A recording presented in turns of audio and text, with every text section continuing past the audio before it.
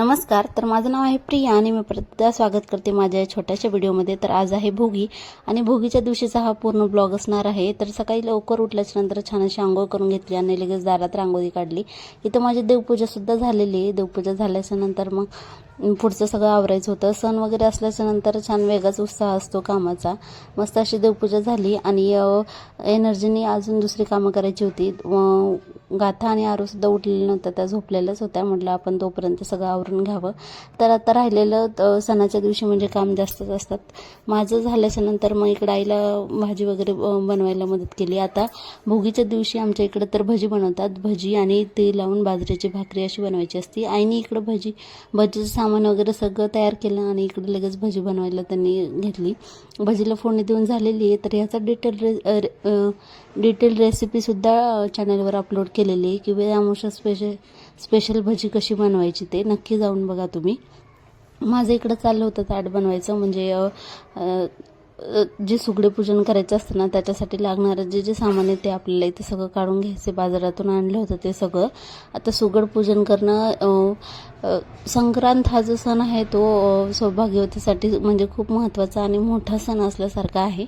या बऱ्याचशा अशा सीझन वाईज येणाऱ्या ज्या गोष्टी आहेत त्या सगळ्या एकत्र करायच्या होत्या. यामध्ये आहे वटाणा, वाल, अजून घेवड्याच्या शेंगा, भुईमुगाच्या शेंगा, बोरं, अजून जे ठुशी असती, गव्हाची ठुशी, ज्वारीची, ओंब्या, असं फुलं, अजून गाजर, ककडी, ऊस, हरभरा, अशा खूप साऱ्या गोष्टी यामध्ये असतात. तरी असं सगळं पद्धतीचं ताट मी तयार करून घेतलं होतं आणि आता लगेच मला सुगड पूजनसुद्धा करायचं होतं.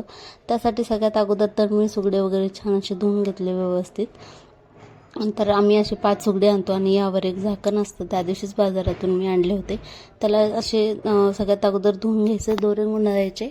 म्हणजे 5 एका ह्याला 5 वेळेस आपण गुंडाळू शकतो असे.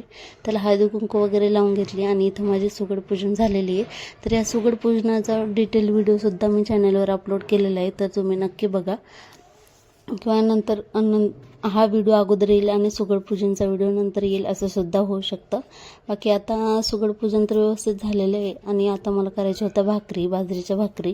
छान अशा तेल लावून बाजरीच्या भाकरी आणि खूप छान सुद्धा झाल्या होत्या.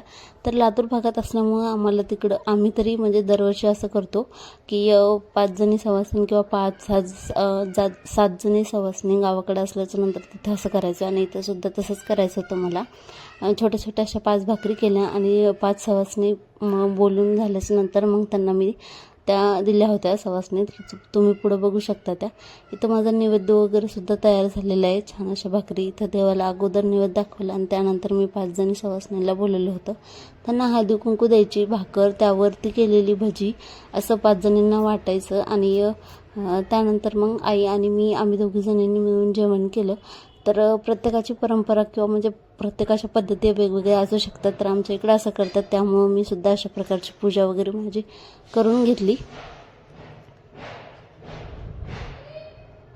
इथं तेच त्यांना मी देत होते. तर अगोदरच 2-3 जणी आल्या होत्या. एक तुळशीला अशा पद्धतीने 5 जणींना मी हे देऊन टाकलं. तर कोणी म्हणजे जवळपास नव्हतं सुद्धा. तर जेवढ्या काही भेटल्या तेवढ्यांना दिले आणि ते झाल्याच्यानंतर मग आमच्या दोघीचं जेवण राहिलेलं होतं, ते जेवून गेले होते.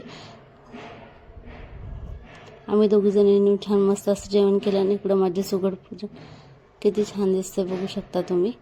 तर आता भेटू आपण पुढच्या व्हिडिओमध्ये. तोपर्यंत तुम्ही चॅनलला सबस्क्राईब करा. आजचा व्हिडिओ कसा झाला ते सुद्धा कमेंटमध्ये